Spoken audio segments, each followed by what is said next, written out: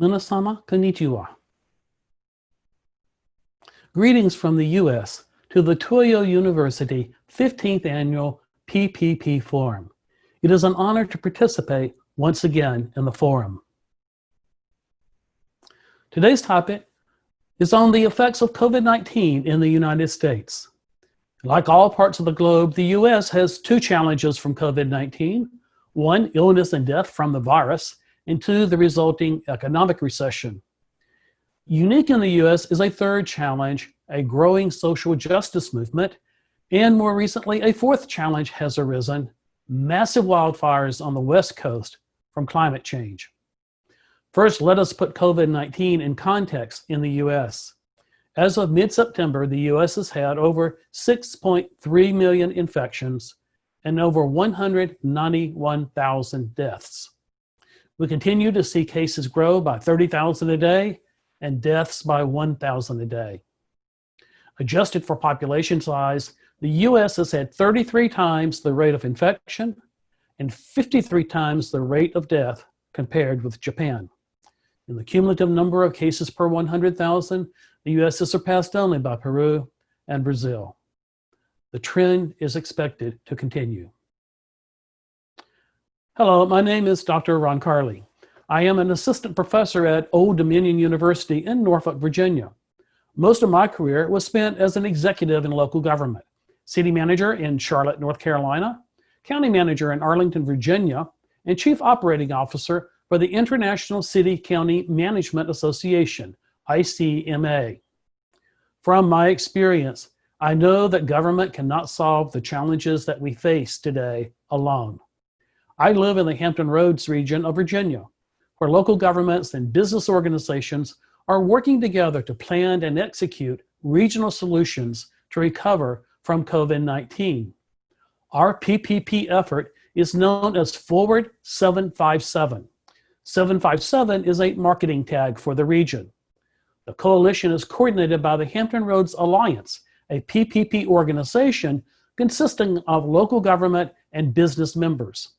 Over the summer, we convened committees to contribute to a recovery plan across 9 different areas of the economy. The goals of the plan are to enhance the region's future economic and community resilience and ensure that everyone can recover and thrive in the 757 post-COVID-19 economy. The committee's reports are now being integrated into specific actions that will be implemented through ongoing PPPs. Let us look at the United States more broadly. To understand the U.S. response to COVID-19, it is important to recognize that the system of government in the U.S. is highly diffused and decentralized. The U.S. operates under a federal system where the federal government has certain delegated powers and the 50 states have reserved powers. Local governments are creations of each of the 50 states and operate with a wide variety of authority and independence. There are over 38,000 general purpose or city-type governments in the U.S. In my region, Hampton Roads, there are 17 different local governments ranging in population from 8,000 to 500,000 and ranging in land area from 8 square miles to 600 square miles. The diffuse system of government in the U.S. has made it difficult to provide a coherent and unified response to the triple challenges of COVID-19, the virus, the recession, and social justice. Let's look at each of these. COVID-19, the virus. A national crisis requires a national strategy. The federal government in the U.S. was unprepared for the pandemic. Leaders have claimed that they never saw such a pandemic coming, but they should have. Multiple detailed reports dating back to 2005 were available, but they were not operationalized. One preventable crisis during COVID-19 has been the shortage of personal protective equipment, PPE, resulting in price exploitation and misallocation of supplies. Providing appropriate PPE was a lost opportunity for what could have been a highly effective public-private partnership. Challenge number 2, the economic recession. COVID-19 required shutting down society to isolate people and to stop the exponential spread of the virus. And the shutdown had overall impacts across the US and the world. It briefly flattened the curve. In late spring and early summer, the US had a decline in new cases. Most medical facilities did not get overwhelmed, with the exception of New York City. The second impact was the major recession. 20 million jobs were lost in the US. Unemployment in August is now at 8.4%, down from almost 15%, but still more than double pre-pandemic levels. GDP in the second quarter dropped by 32%. To sustain businesses and individuals during the shutdown, the US Congress passed massive economic stimulus bills of around $3 trillion. Meanwhile, the US debt rose to 98% of the entire annual national economy, and total debt is now over $20 trillion. And the stimulus benefits have now expired, and Congress and the president are deadlocked about additional benefits. Economically, we do not know what the future holds. The third challenge is social justice. COVID-19 has disproportionately impacted African Americans in the US, as has the recession. Compared with white US citizens, the African American death rate from COVID-19 is 2.4 times higher, and the unemployment rate is 1.8 times higher. The impetus behind the current social movement, though, has been the highly publicized incidents of local police officers killing African Americans for reasons that appear unjustified and prejudicial.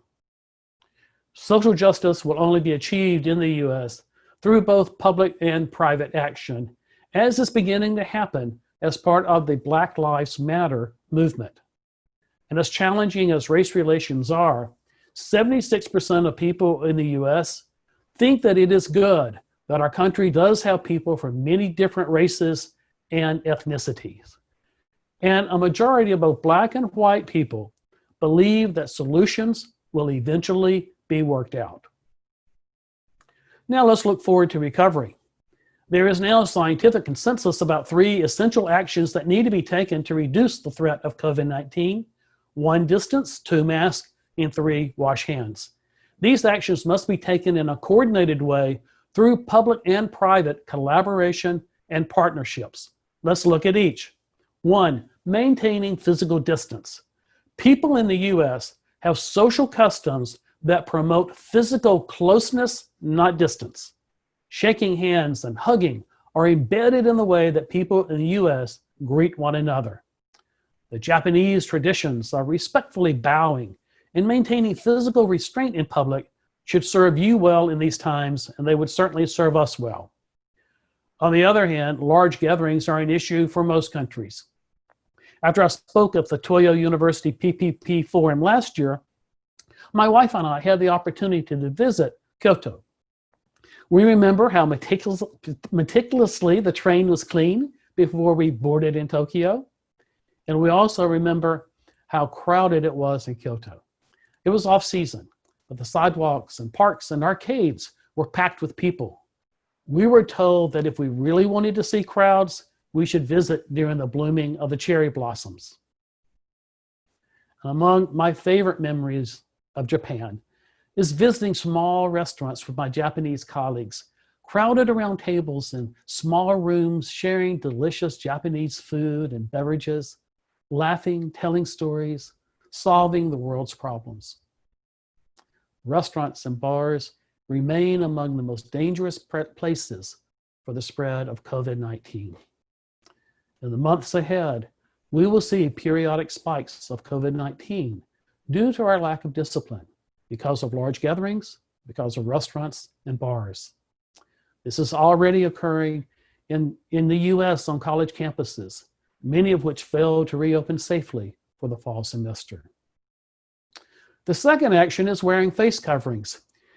Once again, Japan has an advantage over the US. In the US, it's very rare to see anyone wearing a face covering.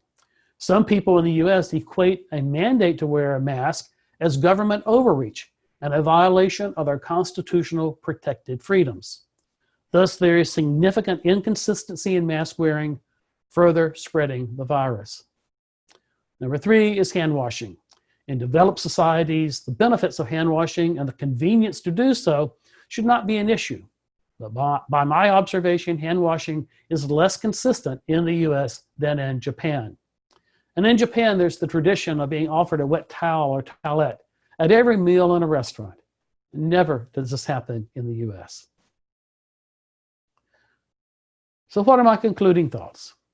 Well, as of September, daily cases across the US are trending both up and down across the 50 states.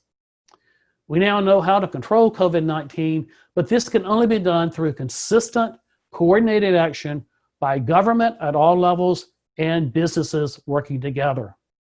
These joint actions include the following: sending consistent and honest messages based on science, consistently enforcing mask wearing, distancing, and hand washing, and 3, redesigning workplaces and business practices for distancing.